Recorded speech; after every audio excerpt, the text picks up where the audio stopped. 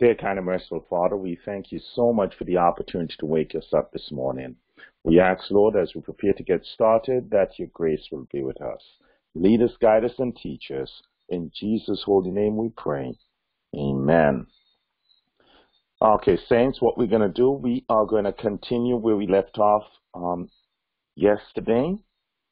And we left off right here where it says the human body adequately balances acid and alkaline levels. For example, continued digestion of sugars, starches, lipids, and undigested protein, leaving the stomach in the duodenum, requires an alkaline environment of greater than 7.45. So you'll find that right there in the duodenum, the body actually produces a level of bicarbonate, okay, that allows the acid that just came out of that stomach region, automatically it helps to create a more alkaline environment.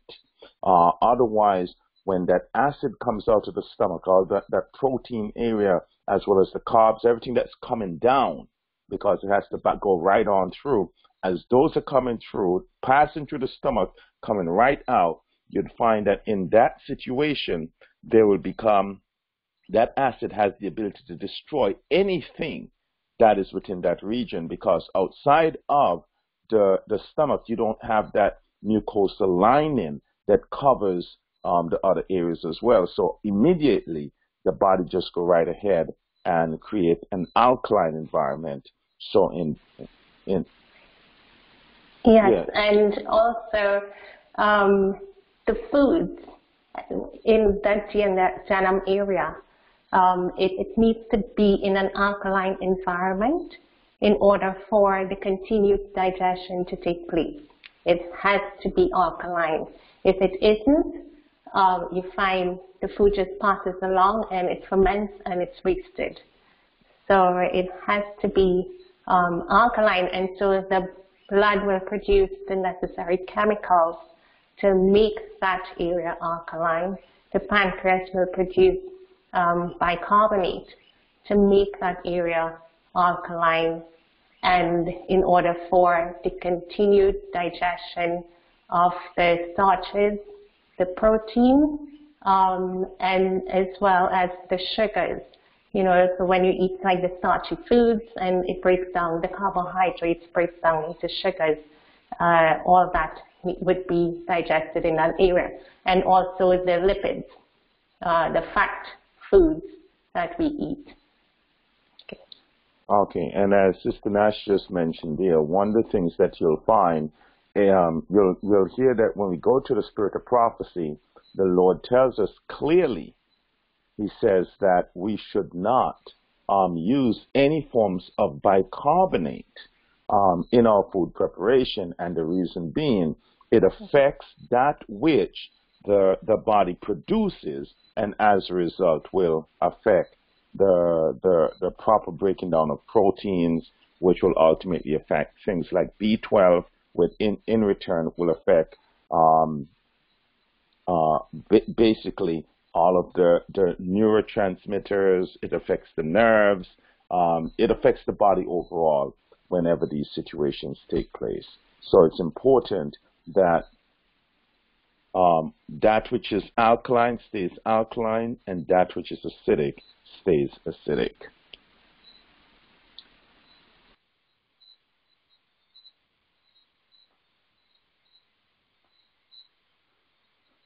Okay, Sister Nash mentioned this area just a minute ago as she speaks. It says the blood carries the elements needed to make bicarbonate in the duodenum. It says the pancreas also produces bicarbonate dependent on the amount needed. So one of the things that you basically are seeing is that the human body, the way God built this body, the scripture tells us the body is fearfully and wonderfully made. And just as it says, it is, because the blood actually measures what's going on, and as the blood measures, it determines how much it may needs to make and how little it may need to make. So one of the things that you'd find is that depending on the type of food individual eat, if they're consuming a lot of flesh-related items, which is highly acidic, it will require that environment, it will require more bicarbonate in order for the body to deal with that. So both the duodenum as well as the pancreas may have to produce in order to deal with that situation. Yes, Sister Nash? Yes, and also you see the overeating can disrupt this because you have too much of those kinds of foods coming down. So the pancreas has to overwork itself, and it can only go so far. It would not, do a whole lot. You'd actually be overworking your pancreas. And the liver helps out as well. So you also mentioned about the quantity. So the overeating is important, as well as chewing your food properly and having all the other higher up processes of digestion being done in a proper manner so that you don't overwork those organs. Okay. Okay. Need to maintain pH in the body. Body enzymes need the precise pH to work properly. If the pH is more or less than required, the enzymes will not work. And since this is a key point, because when you hear individuals are talking about the body needs to be in an alkaline state, you'll find that as these individuals continue to force the body in a state that it does not need to be in, what needs to be alkaline is specifically the blood, and there are a few other areas you'll find that requires a level of alkalinity, but not how the world is promoting this thing. There are many other areas in the body that do require an acidic environment in order to function. Just like when we did the earlier presentations about the water, we showed that there are certain fish that thrive in an acidic environment, and there are certain fish that thrives in an alkaline environment. If you move these fish from one environment to the other, in many times it just causes instant death to these specific species. Well, the same thing can happen too. It affects the specific organs, it affects the specific environment if we don't maintain that precise pH balance. So it's important at all times to maintain proper pH. That's why now when we talk about regularity in eating is of vital importance. There should be a specified time for each meal. This is even where that thing come in, because if you're constantly eating, what happens now, it puts that body in a more acidic state instead of the alkaline environment in terms of the blood where it should be, and you will create a major havoc in the system. So it's important at all times God's children maintain the laws of regularity, the laws of not eating and drinking, the proper spacing of the meals, the no snacking principle between the meals. And when you adhere tightly to these principles, automatically everything works the way it should work. So I'll just reread this one more time.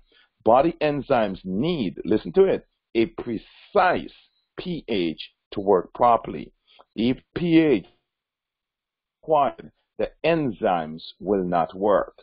Now, you're wondering now, saints, you hear that enzymes, why are people having things like gluten sensitivity? Why are people having all these different digestive issues? Why are they having it? Because of principles like this. The principles where people are eating and drinking, not properly spacing the meal. They're eating their vegetables without properly preparing these things.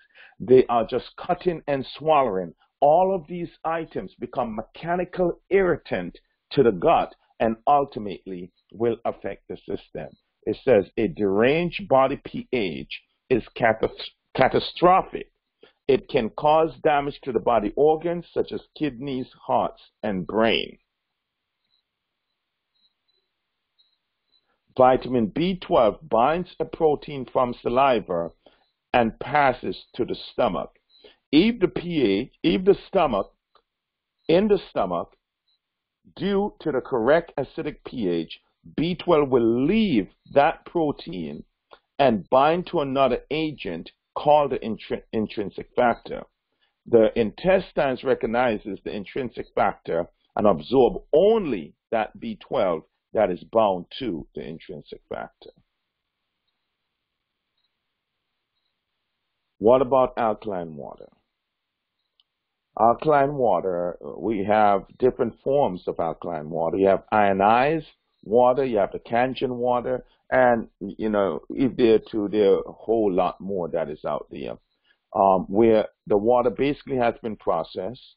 This water has an increased pH anywhere from 8 to 9, and even in some cases, maybe even higher.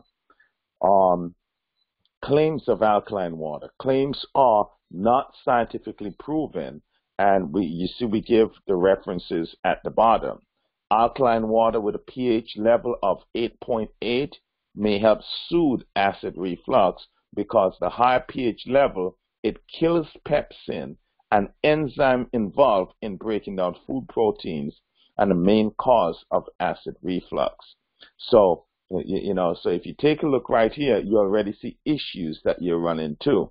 It says here, alkaline water with a pH level of 8.8 may help soothe acid reflux. How does it do that? Because it at the higher pH level, it actually kills pepsin, an enzyme involved in breaking down food proteins, and which is basically considered the main cause of acid reflux. Most important benefits of alkaline water is that it neutralizes the acidity in your body by lowering excessive acid content in the stomach and gastrointestinal tract. It may be beneficial for people who suffer from high blood pressure, high cholesterol, and diabetes. And now, Saints, we're going to come back and you're going to see what happened when the pH is maintained at that high level. You'll see what happened. Look at them all. Ultra-hydrating properties as compared to normal water. Scientifically speaking, the water molecules in alkaline water are smaller and more readily absorbed by our cells, which help our body rehydrate quickly. We're talking about the claims. Boost immunity, contains various minerals like magnesium and calcium, has many potent antioxidants that help prevent the growth of cell damaging free radicals in the body, reduces the aging process, reverse cancer, reverse arthritis. Now, these are the claims that were made. It says normal cells die under extreme alkaline condition. Now, we are coming now with the Journal of Biological Chemistry. Now, we're coming with scientific information so you can see where we're going now. It says normal cells die under extreme alkaline condition. A study published in the Journal of Biological Chemistry found that alkalosis, meaning rises cellular pH, causes alkaline-induced cell death as a result of altering the mitochondrial function.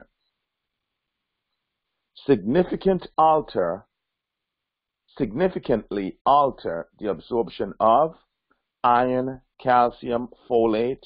In animal studies, it caused growth retardation due to poor nutrition absorption from the gut. So one of the things that we found in terms of alkaline water negative effects is that it causes significant malabsorption of iron, calcium, and folates.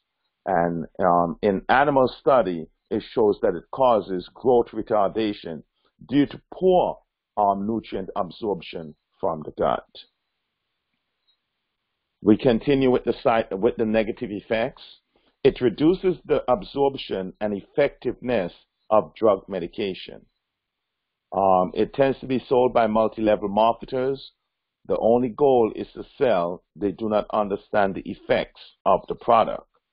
It decreases calcium absorption, affecting brain, gut, muscle, bone, vitamin D production in the body.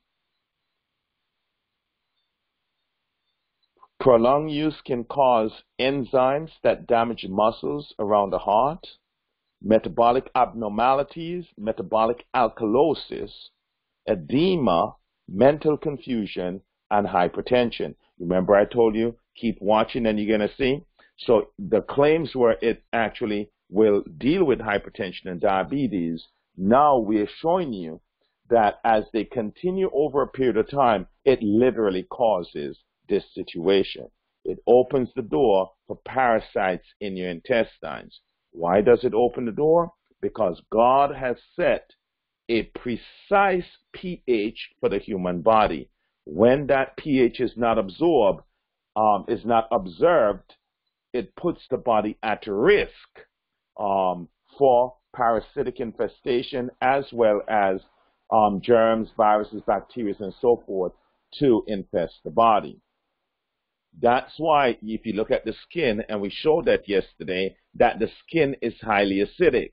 Now, as you start turning that acidic environment to a more alkaline environment, you will definitely run into major issues when it comes to infestation.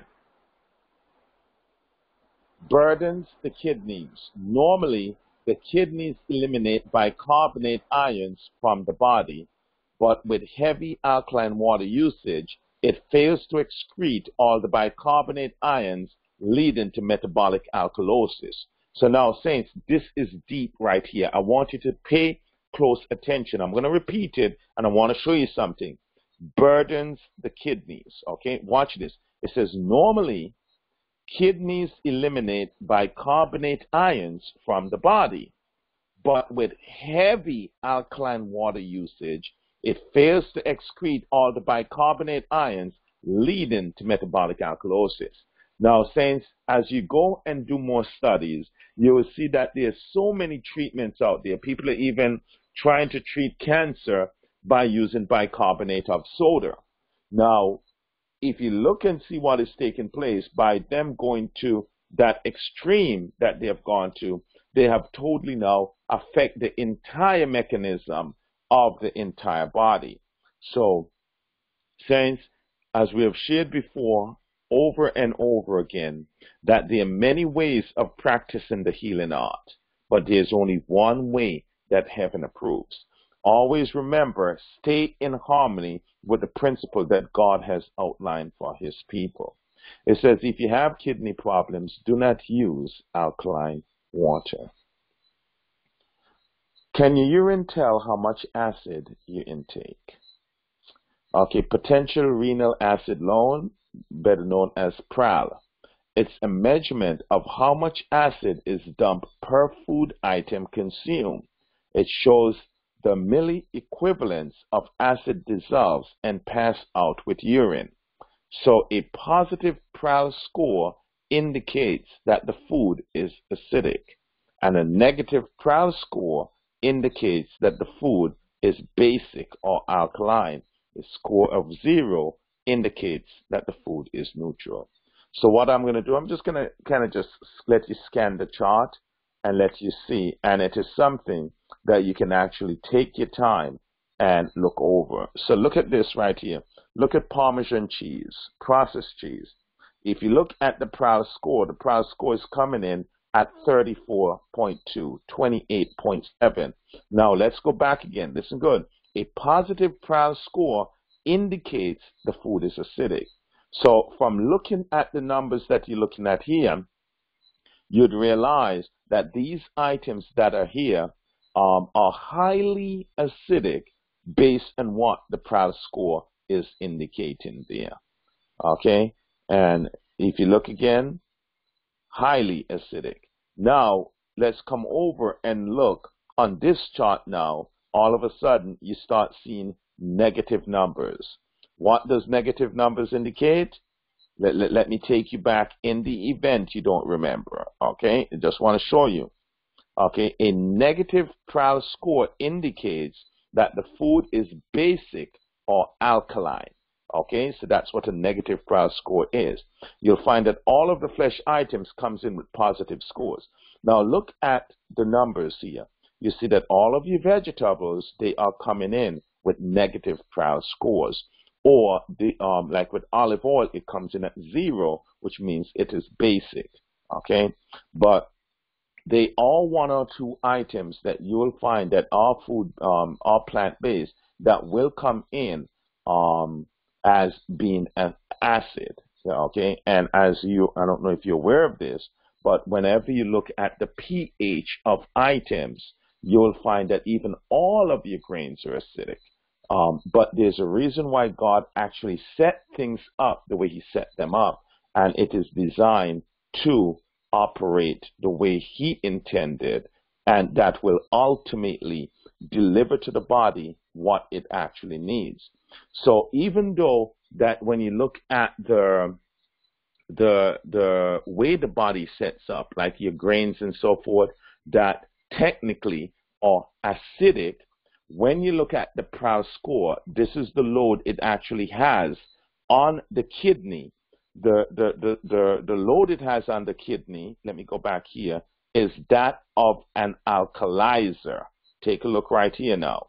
So even though grains, and you'll hear everybody talks about this, even though grains technically are acidic, okay, the Prowl score, the renal load that it has, is not that of an acidic item, but it is more of an alkalizer.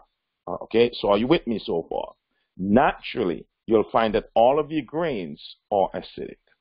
Okay, however, in this environment, you'll find that the Prowl score that it has, which means the load it has on the kidneys, is a total different reading. It acts like that of an alkalizer. So it's even more evidence and proof why God's children should not consume a flesh diet. So just go back here and just show you again here. Just want to show you something here.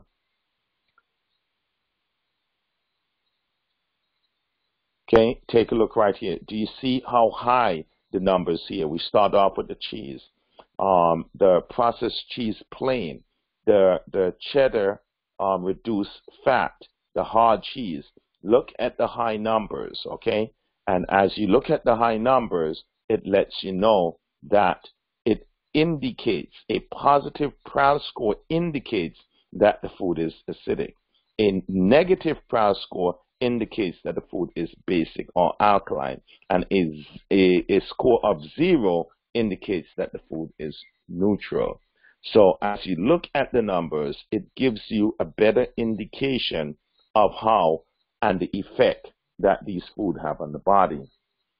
So as you come over here, you see your sugar, you see your honey, you see your vegetables, you come down right here, you see your olive oil. Olive oil comes right in as neutral. You look at your peanut butter and your walnuts, they have a positive Prowl score. But the good news is that the way God designed the body, it has the ability to balance this out with both. Even people who are consuming flesh, the body has the ability to balance this, but it puts a heavier load on the system when individuals are consuming flesh. Now, if you watch right here when we're dealing with the nuts, like the peanuts and the walnuts, that's why when you read the counsel that the prophetess says, and it's for multiple reasons, but this is one of the reasons, because you'll find the other reason is because of the phytic acid that we find that are in nuts, and nuts also too. Nuts are very high in phytic acid. But in this situation, the quote that comes from the prophetess, she says, care should be taken, however, not to use too large a portion of nuts. And when you look at it overall, you will understand why the servant of the Lord put a little restriction on the amount of nuts that one should consume. So keep that in mind. Okay. So if you look right here now, all of your grains item, and it is amazing to see now um, how the grains are looking. And you look right here, the numbers as we see here, it actually shows that your grain items are acidic. Okay. However, the way the Lord uses it, by the time it goes in, the body will balance as it sees fit. Okay. So you continue watching again. Lets you see where you're going with the different items. Okay, it says, can the body be too alkaline? It says the human body needs to maintain a pH level of 7.35 to 7.45. Alkaline water or alkaline supplements can unnaturally elevate this level. Practical uses of water. How much water should I drink? Room temperature, pure, soft water is all that nature requires to quench your thirst. If you drink enough water, your urine should be a pale yellow to clear even upon waking up. Drinking enough water throughout the day. Note that supplements or medication can impair the color of your urine. Hot drinks. I would advise all to take something warm in the stomach every morning at least. Hot drinks are not required except as a medicine. The stomach is greatly injured by a large quantity of hot food and hot drink. Thus, the throat and the digestive organs, and through them, the other organs of the body are enfeebled. Water can be used in many ways to relieve suffering. Draughts of clear, hot water taken before eating, half quart more or less, will never do any harm, but will rather be productive of good. Many make a mistake in drinking cold water with their meals. Food should not be washed down. Taken with meals, water diminishes the flow of saliva, and the colder the water, the greater the injury to the stomach. Ice water or ice lemonade taken with meals will arrest digestion until the system has imparted sufficient warmth to the stomach to enable it to make up its work again. Masticate slowly and allow the saliva to mingle with the food. Craving ice can be a sign of what mineral deficiency? It is called pica.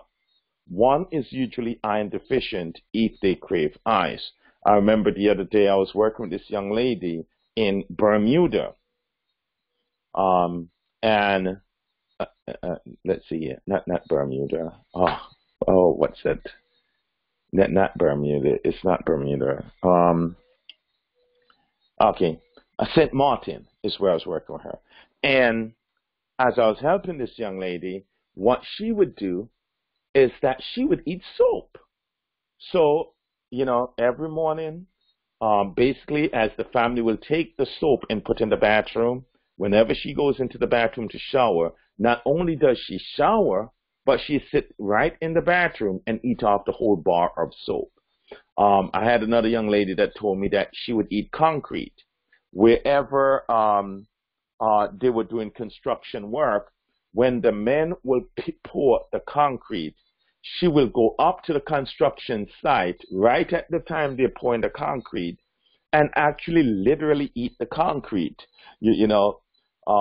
So you find different extremes of mineral deficiency when it comes to iron, where it forces individuals to do some things normally that they would not do.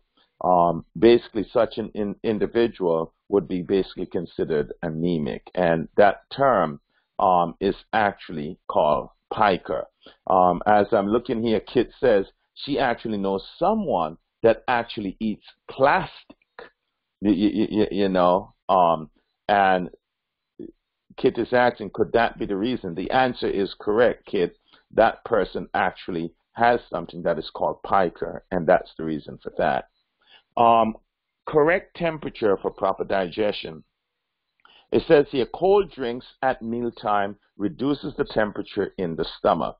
The stomach must be approximately 100 degrees Fahrenheit before it can start digestion. As a result, food sits in the stomach too long and fermentation sets in. The food sours, causing gas, bloating, and indigestion. If you feel that you must eat at night, so the question is asked, when can cold water be drunk? It says here, if you feel that you must eat at night, take a drink of cold water, and in the morning you'll feel much better for not having eaten. Warm water expands the intestines and signals the need for food, whereas cold water constricts the intestines and shuts down the desire for food. Food should not be washed down. No drink is needed with meals. Eat slowly and allow the saliva to mingle with the food. The more liquid there is taken into the stomach with the meals, the more difficult it is for the food to digest, for the liquid must first be absorbed before digestion can begin. Your stomach was not receiving, and what are we talking about right here? We're talking more about soups and juicing. We're talking about highly liquidy foods, okay? This would actually go right in line there too with smoothies. So individuals are wondering, what is the counsel on smoothies? Now, if someone makes something more of a stew, where it's a lot more thicker, you'll find that the body works a little better with something like along that line than what these individuals are doing in terms of the soupy, liquidy items. Sometimes you're drinking porridge and they just put the whole bowl of porridge at their head, and they just go and just drink it all down one, just one sloop. They're doing their cereal, their dry cereal, and they put so much liquid in the dry cereal that in no time that the cereals are literally floating because of the fact that individuals were, let's see here, put too much liquid while they are consuming those dry items, okay? It says here, what about soups, juicing, smoothies, and things along that line? Your stomach was not receiving that vigor that it should from your food. Now, saints, there are individuals that may not have proper teeth to properly masticate and chew things that the way they should. Now, saints, we can work with these individuals, but there's a way that you have to do it. They can't eat all foods. They have to find the one or two foods that they can work with, and we will try our best as much as possible to put this food in a condition that it may work for them. But they can't continue trying to eat everything that they used to eat when they used to have teeth, because not having the teeth will restrict them in terms of what can be utilized and what cannot be utilized. It says, taken in a liquid state, your food would not give the helpful vigor or tone to the system. But when you change this habit and eat more solids and less liquid, your stomach would feel disturbed. Now, since you got to pay close attention to this, you would think that going in the right direction, you will feel calm and everything will work properly. But no, you'll find that the stomach will feel disturbed. And it says, notwithstanding this, you should not yield a point. You should educate your stomach to be a more solid diet. So what you'll find is the body has been so used to overcompensating for your bad habits that when you try to change back to the good habits, for a while the body's going to resist, because it has gotten so accustomed to trying to accommodate you that it will continue to resist for a moment. But as you persist in the good habit, the body will realize that you have now fall in line with the way the body naturally operates and correct that bad habit compensation effect.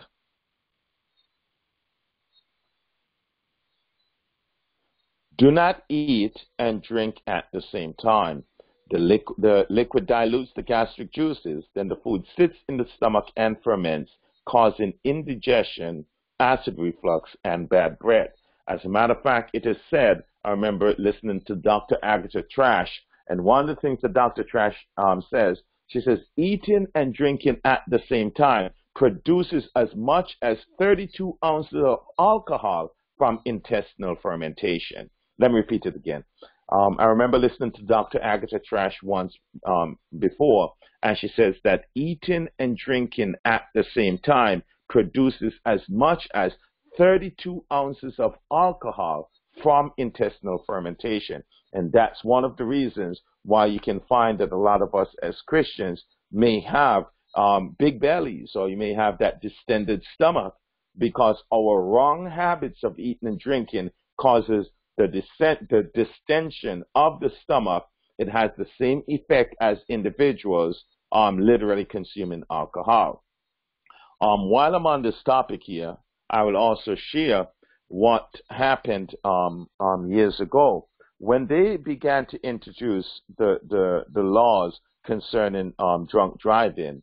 They never took into consideration food fermentation as being a form of alcohol. And initially, they would just do breathalyzers and check individuals. And if their breath indicate any level of alcohol, they would just take these individuals in and arrest them. But later on, one of the things that they realized, because I remember a specific case where a gentleman, he argued his case and even brought witness to show and prove that he does not consume alcohol. He says, I am a Christian. I do not consume alcohol. But what happened, he actually liked milkshakes.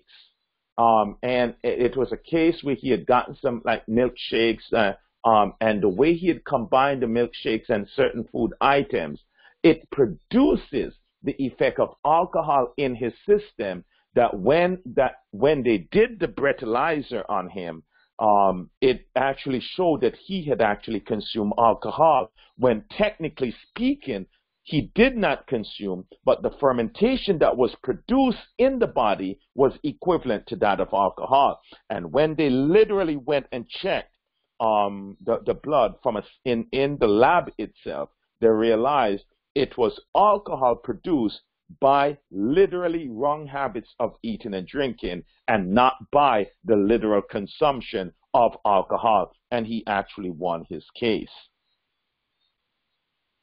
Okay, so it says here, soups should be a stew, not a liquid. So soup should be what? A stew and not liquid. The sourness in the stomach comes through the mouth. So, saints, I can tell you this. I remember years ago, and this now is about over 20, let's see, is it 20 years now? Maybe about 18, about over 18. Yeah, well, it's been, I think maybe right, this year might be 20 years. This year is 20 years, but it's probably more like, let's see, 18 years. 18 years ago, I used to chew a lot of gum. I used to eat a lot of gum. And the reason being, I would sit down and I would eat like a large pizza, and I'll drink a liter of soda at the same time. So I'll sit down and I'll consume a large pizza by myself and a liter of soda all at the same time. So I remember that my stomach had become so distended that one time I went and I visited my twin sister, and while I was by my twin sister, my little niece, she jumped up on me and she started playing with my belly. And she says, Uncle Luke, are you pregnant? You know, and I said, oh, blessed be the name of the Lord. And saints, I can tell you, as I made the lifestyle changes, the very thing that I found, and I got to share this other testimony, when I stopped eating and drinking at the same time, I lost 20 pounds in like maybe a week, or I'll say in a couple weeks, in about 2 weeks' time. And that 20 pounds predominantly came from the stomach region. Okay? So you'll find that when individuals go out and research are tested, they found that there's a lot of stomach air. There's a lot of gas within that stomach that causes that distension of the stomach. And that is predominantly caused by this eating and drinking principle, or individuals who like too much liquidy items as they are consuming their food. Bloating of the stomach comes from either indigestion or allergies, or basically the body's saying, that which you have given me is not food to me. Okay? So keep that in mind. Yes, you can eat without drinking, and no, you will not choke. You know, I remember the first time someone told me, I was at this health class at the church, and someone told me, oh, guess what?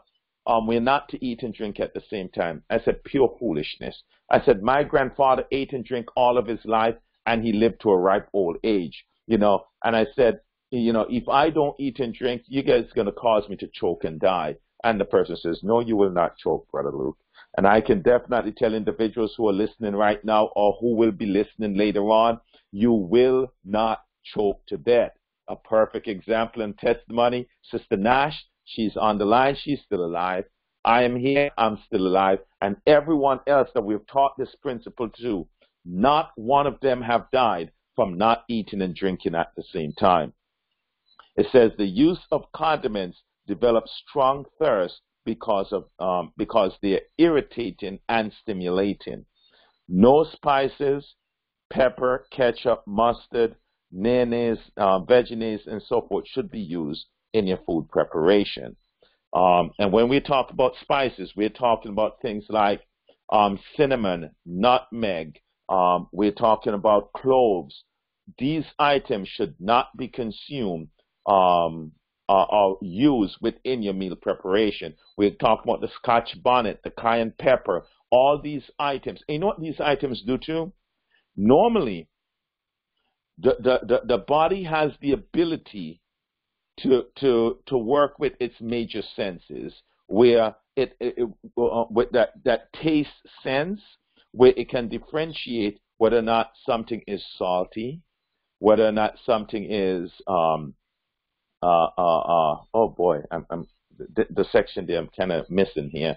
But what happens is that the body, when it comes to tasting things, what the body is capable of determining the taste of that specific item, and as the body senses the taste, it determines what enzymes are needed. It also determines how this item should be properly broken down, depending on how that flavor comes in also too. So it is important to keep the food preparation simple in terms of its taste, so that the body can actually sense what is there and then produce the proper and necessarily fluids to aid with the breaking down of these items. If you eat lots of fruits and vegetables, simply cooking and drinking water in between meals, you will require no need of water. Let me read that. If you eat lots of fruits and vegetables, okay, simple cooking and drinking water in between meals, you would require no need of water at mealtime.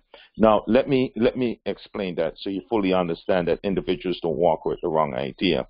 Now, one of the things that we advocate is fruits and vegetables, not together, but separately, should be eaten at the beginning of the meals, okay? Never between the meals and never at the end of meals, okay? So just remember that.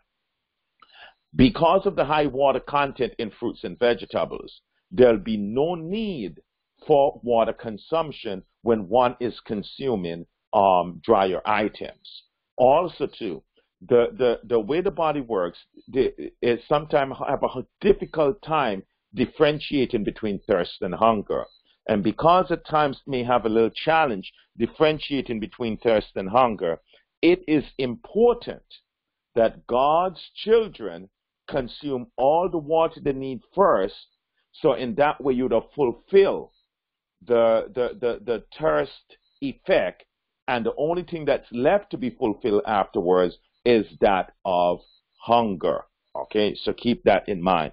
So You can eat your fruits and your vegetables before you eat, but never in between meals and never at the end of meals.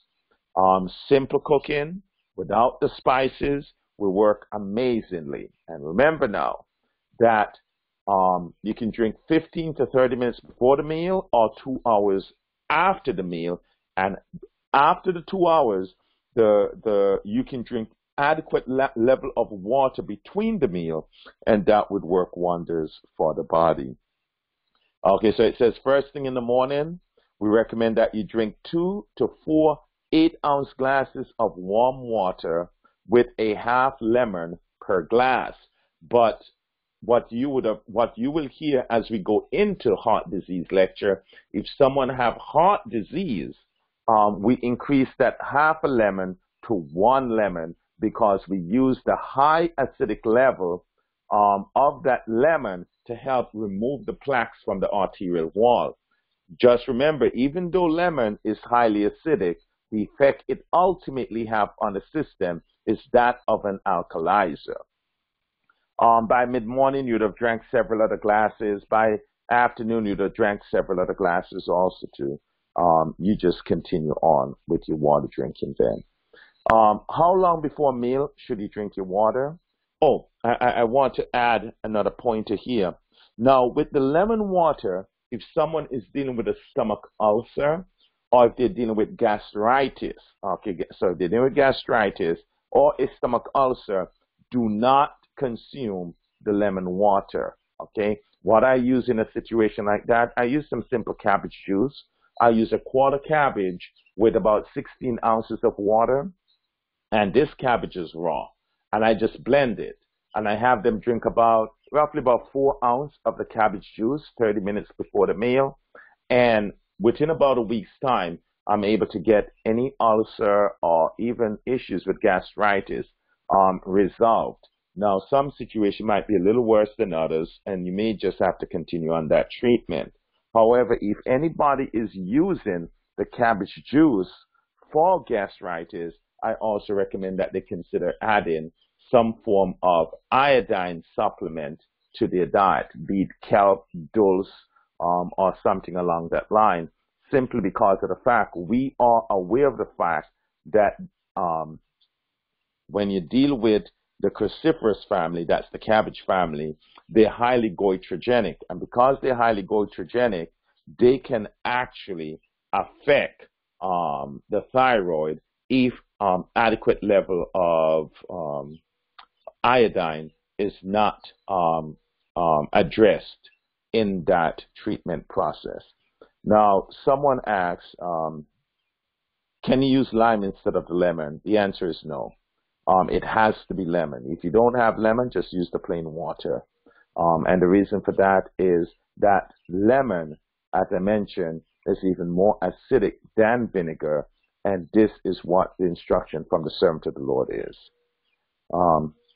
Someone asks again, can he choke due to poor mastication? Well, of course you can, because you're going to have larger chunks of food, and if you have larger chunks of food, the possibility of someone choking may exist. And because someone because someone doesn't chew their food properly, don't think because you don't chew your food properly, you can use water to compensate. Chewing your food properly and adding water is two different things. So keep that in mind, that the food has to be chewed properly in order to make sure that it does not become a mechanical irritant in the gut later on. When Sister White spoke about cold water, was she referring to refrigerated water? Not only refrigerated water was she referring to, but any water that could be considered cold, because depending on which region that individuals are living in, even water that is set out in a home can take on a very cold nature depending on where you are around this world. So basically, that chilled water, be it refrigerated or unrefrigerated, should not be consumed. It is warm water that would be best for that first set of water consumption.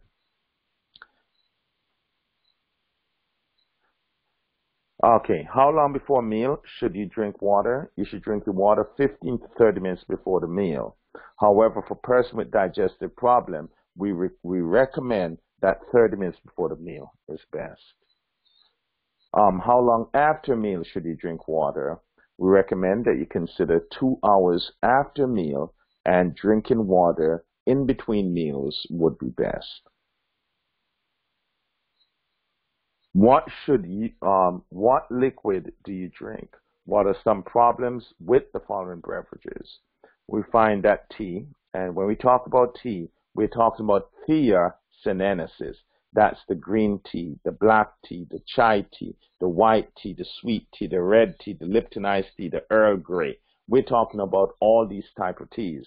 It says tea contains phenolic tannins, which prevent the absorption of iron, leading to anemia. It also shows that tea destroys vitamin B1, and vitamin B1 deficiency is one of the major causes of dementia, specifically Parkinson's disease. This causes neuralgia, glaucoma, as well as depression. Alcohol promotes high blood pressure. It's toxic to the heart, the muscles, excess calories. It stores as fat in the liver, depresses the respiratory function, and causes irreparable brain damage.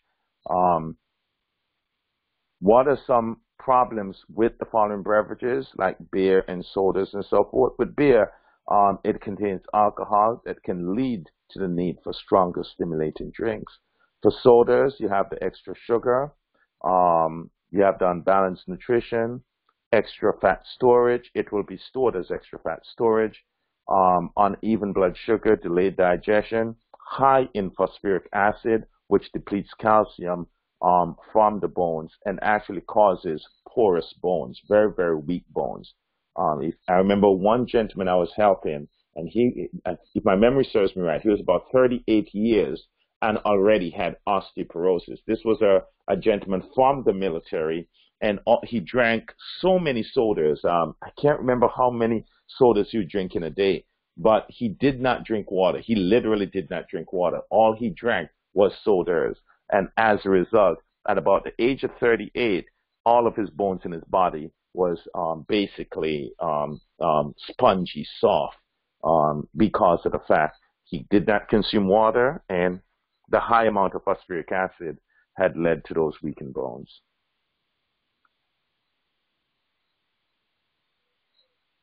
Okay, animal milk. It's high in fat and cholesterol. There's no fiber. Burdens the digestive system. It causes allergies. It turns on the cancer gene, triggers diabetes, afflicts the prostate. High protein intake, along with other sources of protein, leaches calcium from the bones. Also, if you want to put weight on individual, give them cow's milk, and you see how fast that milk will put weight on an individual. Cow's milk is designed to take a baby calf and make it in a massive, huge animal in a short period of time. So thus, when human beings consume the cow's milk, it is designed to take a small person with a small physique and make them a massive person over time. I know there's some individuals that are saying, wow, Brother Luke, I would probably like to put on some of that extra weight.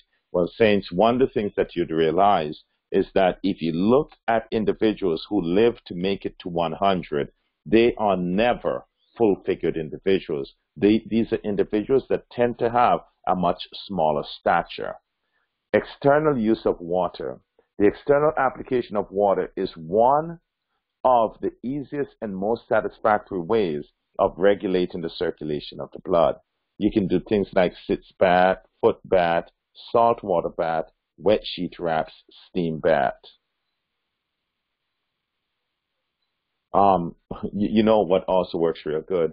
I can definitely tell you, whenever someone has like a headache and I use like a foot bath, 100% of the time, I can never tell you of a time that I have used the hot foot bath for a headache and within 20 minutes I don't get any result. With ease, I get result whenever I use a hot foot bath as an application. I can also tell you that if someone is dealing with elevated blood pressure levels, I have used either the hot foot bath or a hot bath, depending on the level of the blood pressure. And again, with ease, I'm able to bring that blood pressure down and get adequate level of results. Water is exceptional to stop fever. If in the fevered state water had been given them to drink freely, an application had also been made externally, long days and nights of suffering would have been saved, and many precious lives spared. But thousands have died with raging fevers consuming them, until the fuel which fed the fever was burned up, the vitals consumed, and have died in the greatest agony without being permitted to have water to allay their burning thirst. As a matter of let me continue. It says here, water which is allowed water which is allowed a senseless building to put out the raging elements is not allowed human beings to put out the fire which is consuming the vitals. Benefits of cold bath. It's an excellent tonic. It will stimulate circulation and increase muscle tone and nerve force. It will stimulate the glandular system, increases hormone production, increases the intake of oxygen, help increase red blood cell count, help prevent premature aging, and build resistance against colds and infection. Benefits of hot baths: it opens the pores, it induces sweating, soothes the nerves, equalizes the circulation, induce sleep, accelerate heating, stimulate the glands, destroy bacteria, eliminates impurities and toxins. Always remember, if you ever use hot baths, always end with cold water to make sure that the pores are properly closed back. I can tell you that while I worked at a lifestyle center, we also would use another method of like a heat. You can say like a heating system that I love, like I can call a steam system. It's called a Russian steam bath.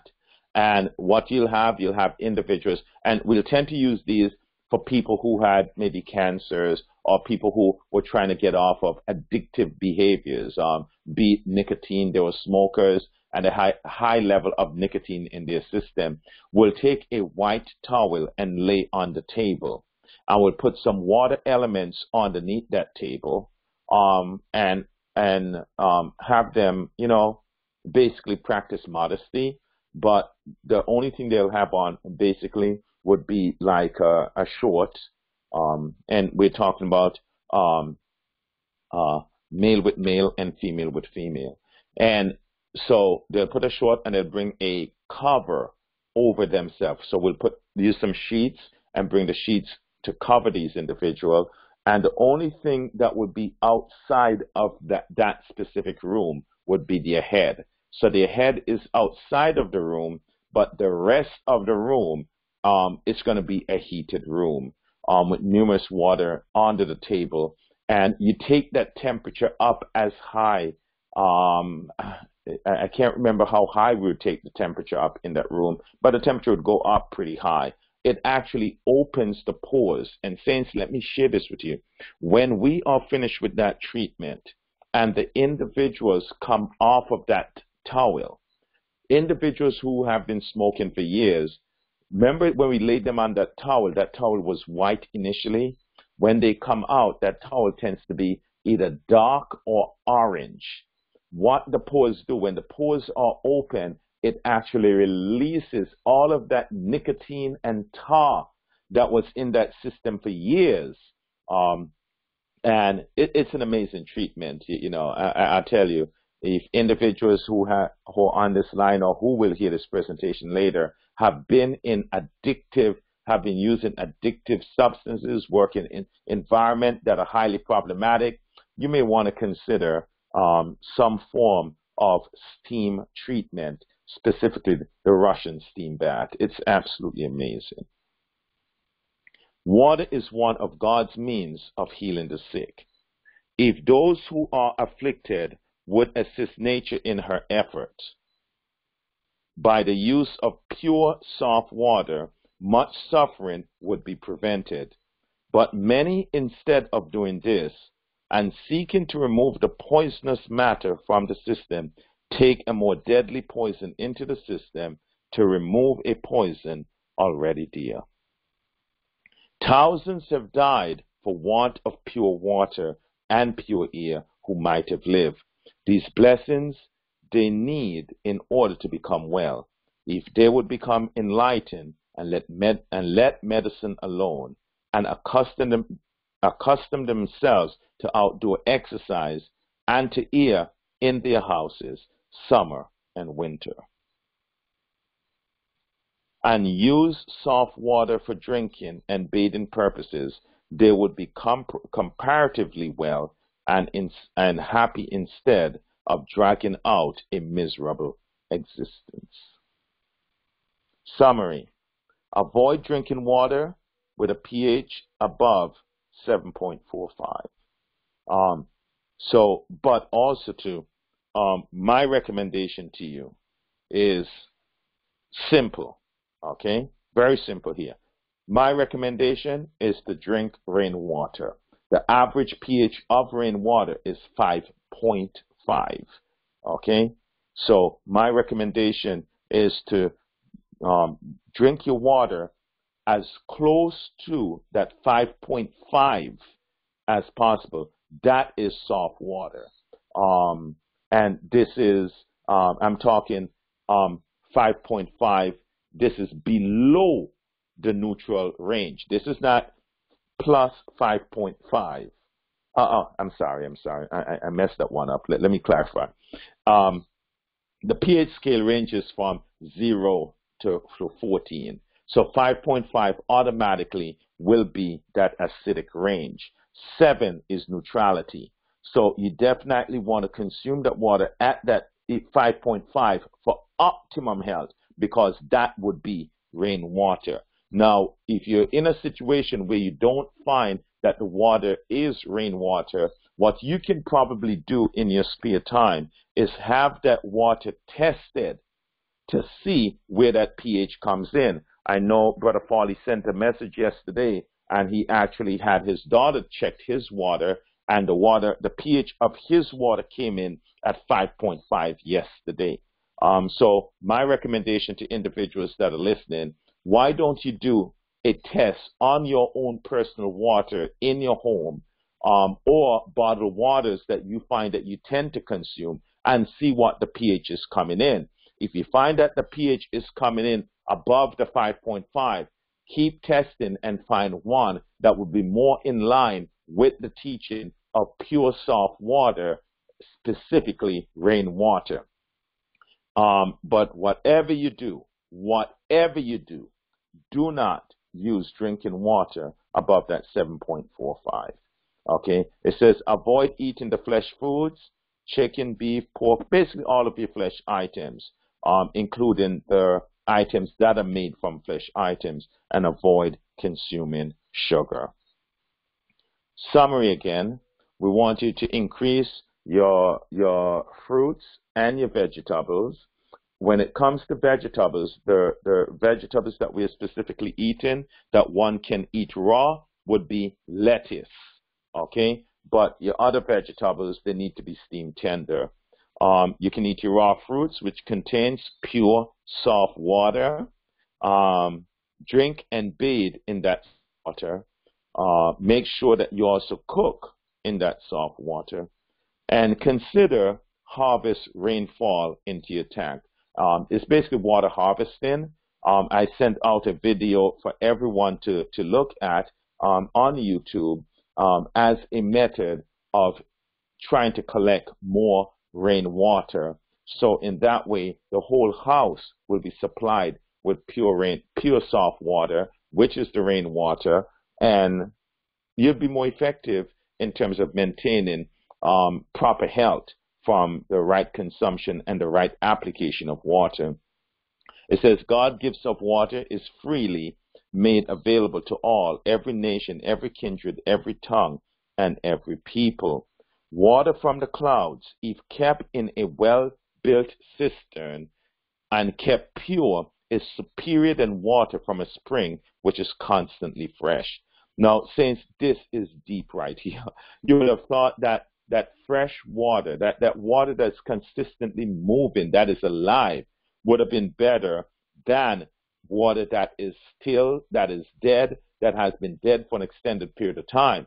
But again, we are showed that a well-built cistern and that rainwater, because of its softness, it shows you how superior soft water is to even hard water, that even though the water can be kept in a cistern for an extended period of time and then later on filtered and used, that it is still superior than any form of hard water, or let me translate, alkaline water that is out there. So there's no level of alkaline water that can be presented to you that would be considered good water.